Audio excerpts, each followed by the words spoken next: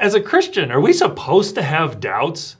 I mean, often science raises issues that cause us to wonder, is Christianity really true? How do we deal with those things? Well, we're joined today by Ted Cable, professor of philosophy of religion at Southern Baptist Theological Seminary, to help us wrestle through some of those doubts and figure out how to resolve them. Ted, it's good to have you here today. Thanks for having me. I've enjoyed talking with you just throughout about some of the insights you have into how science and philosophy and theology all work together. I'm curious, have you had any doubts that have caused you to question, what is this true about Christianity and what do I deal with it? Yeah. Actually, I've got more serious questions that are non-scientific than scientific. Maybe that's because I'm a non-specialist, but the kinds of classical questions that have been around since the earliest days of Christianity sometimes cause me to ponder. Let me say right off the bat, it is normal for all people to question, and I'll just give you a hint where I'll head up at the end. Everybody has them, whether they're a Christian or not. Atheists have them. Mm-hmm. In fact, it's only the non-reflective person who doesn't have some doubts about their worldview, and the reason is simple. None of us are God. None of us are omniscient. None of us has an answer to every question, including the really important ones we wish we had, that are airtight, that nobody can pop a bubble in, and so on.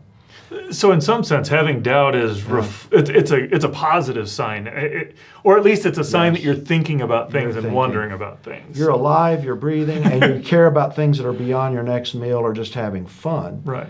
And, so what are some of those doubts that you've had to wrestle with? It's interesting that typically the supposed hardest question for Christians is the philosophical one. How can God be all-knowing, all-powerful, and completely good, and yet there be evil and suffering in the world?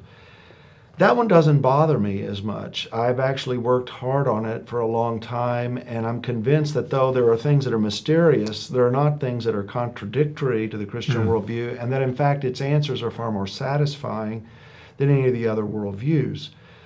But the kinds of questions that I do have that I think are serious are related to mysteries, like in the Bible, we look at passages in the Old Testament like the conquest of Canaan, and when God demands the extermination of the Canaanites, of Joshua and the Israelites, it immediately raises questions in our mind like, is this fair? Women and children, what is up with that?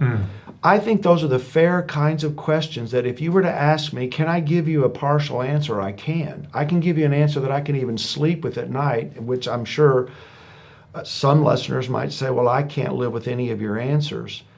But what's helped me find resolution to these is something beyond just looking at weighing out the completeness or the incompleteness of my answers. Which is? Well, I think in the end you have to look at the total worldview that you have and the completeness of your overall worldview and the way it answers things satisfactorily in general. Not every person's going to feel this way. Many people are going to find satisfaction and say, I can sleep at night without even having even partial answers for these things simply because I have this heart satisfaction in Christ. I don't see a problem with that. But I also think there are certain people who will find these questions raised in their mind, and they will not have as many answers as they might like. I think that I would fit in that category. When I was a younger man, as a teacher, as a pastor even, I couldn't admit that. Sometimes Christians feel like there's a failure of my faith if I admit that I have questions, especially as a teacher or a leader. You feel like, oh my goodness, I got to give them confidence by exuding confidence. And I think that's the wrong approach. It's not human. It's not even the way God has made us. So the way I find a resolution to this is I look at things, I look at what is it that I have that gives me confidence aside from this heart satisfaction I have in Christ. And in the end, Jeff, to me, I have so many answers, so much satisfaction.